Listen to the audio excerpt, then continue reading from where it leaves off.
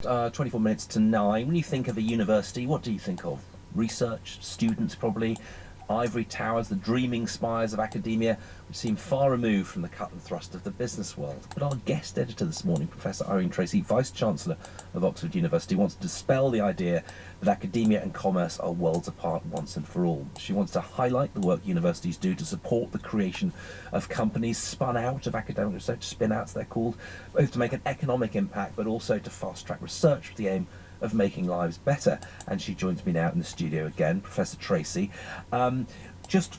You've done a report on this. What is it you're trying to achieve? You know, is this a commercial imperative for the universities? What's the idea? Well, it's certainly going to be another very helpful financial benefit to the universities eventually, but mostly it's about a way that we can make impact faster and at scale and at pace through the research that we're doing by the creation of spin-outs, as you say, companies that we create. In Oxford, we're creating about 20 to 30 a year, but also through licensing. So we might license something that we've developed, which we have intellectual property on, and we might license it to a big corporation to then produce. And my observation over my whole academic career is that this is something that not only are we brilliant at in the UK, we've always been very creative, and it's not just the life sciences and the physical sciences, it's the creative arts, it's the humanities, the social sciences. And we want to do more of this because we can. It brings jobs for the local economy, it drives economic wealth for the country. And whilst we've been trying to do it a bit on the shoestring, if we could get more investment and we were unleashed, it would be extraordinary what we were able to contribute. Is that private investment? It does come down, and often, yeah, it's venture capital investment, It might be angel investors, it could be corporations, many different models. We need a sort of menu of different ways that we can get investment, that we can sort of get into. And the idea of the report, which was commissioned by the previous government, Jeremy Hunt, when he was Chancellor of the Exchequer, was to say if we really wanted to drive economic growth in Britain through the university sector, through this spin-out creation, how can we do it and be more competitive? So we set a report, I co-chaired it with Andrew Williamson, and 11 recommendations were made. They've all been accepted by the government. The new government is supporting it, and we're rolling it out at the moment now with 50 universities having adopted the recommendations, so that we can basically be as competitive as anywhere in the world, if not better, to really drive an innovation ecosystem in the Let UK. me bring in Dr. Ananai Aguilar, who's the head of an organisation called 10U, which brings together 10 universities internationally to share best practice in the commercialisation of intellectual property, and Professor Dame Molly Stevens, the John Black Professor at Oxford University, Royal Academy of Engineering Chair in Emerging Technologies, and serial founder of companies, including ones called Sparta Biodiscovery, Signature Biosensors, and Nanogram. Welcome to you both. Dr. Aguilar, you represent the international dimension of this. One thing that seems to me is in the world of commerce, there's a lot of competition more than collaboration. How do you bridge those two things? We collaborate a lot.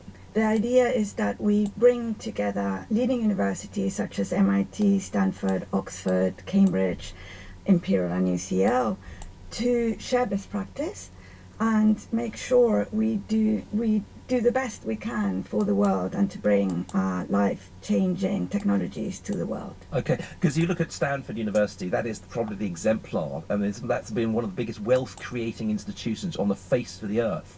What do they do well that we need to do better here? Stanford has a lot of what we do, which is brilliant ideas and an incredible support network to support academics to get the ideas out into the world. The US also has a lot of capital, yes, which we need to attract as well. So we're working on that through a series of strategies that we in 10U try to bring forward. Okay, and Professor Dame Molly Stevens, when I think about examples of where this has worked, I think of things like autonomy or Oxford Nanopore, my business editor hat on. When does it work and where are the blockages? I think what's really important to me is making sure that we get the right teams together. So that means having multidisciplinary teams with people from different kind of backgrounds. And some of the things that I've been working on, for example, I've been director of the UK Regenerative Medicine Programme Hub for Smart Materials, so across 11 different universities. And now just launching as deputy director this QBiomed Hub, which is applying quantum technologies to biomedicine across 6 different universities and 39 industrial and clinical partners. So getting those teams together is really important, and I appreciate your comment about needing collaboration rather than competition. I think that's really key. And then, there's so much amazing science here. So making sure that science is designed in such a way that we can protect it through intellectual property protection, so that it can then be launched into companies and actually make it out into society. One of the things I think people think why there's a divide between academic and commercial success is, I'm going to ask a vulgar question, like, who gets the money when it works? If I'm the PhD student, come up with a brilliant idea, and then someone invests in it, and is the university taking 50%? How does that work? Maybe that's one for you. Yeah, no. So what we've been pushing as part of the review and the report is in one of the recommendations is to shift even more generously towards the founder. Whether you're a PhD student, a postdoctoral, early career scientist, or a seasoned professor like ourselves, that you will get the majority of the financial gain. Obviously, the person that's going to be investing in it, in terms of a venture capital fund, will as well. And then the university will get some, because what we must point out is that, and a lot of people forget this, is that we do compete very favorably. We beat in world rankings, MIT, Stanford, Harvard. It's always amazing to me, given the financial resources I know. they have. So they're sitting on tens and tens of billions of endowment. We don't have that. We are public universities, taxpayers' money.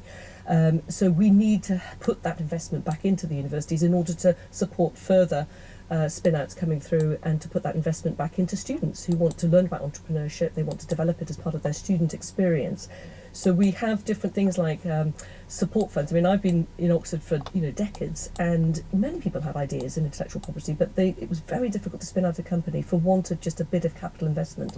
So creating something like Oxford Science Enterprises, or we've got Midlands Mindforge, or we've got Northern Gritstone, these groupings of people that give a little bit of capital and build companies, and that was the trigger that we needed to really launch. And if we could just have more of that, and then at the sort of next stage of the pipeline have more capital investments so that we can grow the companies and we can bring more talent in, Molly, as I say, in those teams, and planning is a big one, then, it is extraordinary what we could contribute. Dr. Aguilar, you wanted to come in? Yeah, sure. And really important also to understand that whilst the US has a lot of capital, the UK is brilliant at turning research income into IP income and industry income at a higher rate than the US, and very similar numbers of spin-outs.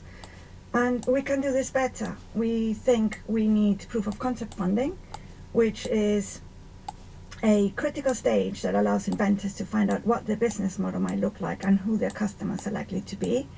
And so a successful proof of concept stage provides the insights necessary to decide on developing an idea and investing further resources. Okay, and a final word, Molly Stevens. Where have been the blockages? Where's the frustration been? Is it in the commercialisation? We just don't have the same ecosystem, do we, for the financing and scaling up of businesses? Well, I was at MIT before moving to Imperial and now to Oxford University. And I think you can create businesses in all of those ecosystems. One of the frustrations I have, I suppose, is that one of my main missions is to democratise access to healthcare and to make really good technologies more affordable so that more people can benefit from that. And that's something that isn't, necessarily going to be the highest profit-making initiative, and so we'll also work with foundations like the Wellcome Trust, Gates Foundation, and so on, as well as the more commercial ventures. Okay, we're going to have to leave it there. Thank you, Professor Dame Molly Stevens, Dr. Ananai Aguilar, and of course our guest editor, Professor Irene Tracey. Thanks very much indeed for now. More to come. Yes, Sean? plenty more. Yeah, I mean, it's 8:45 now.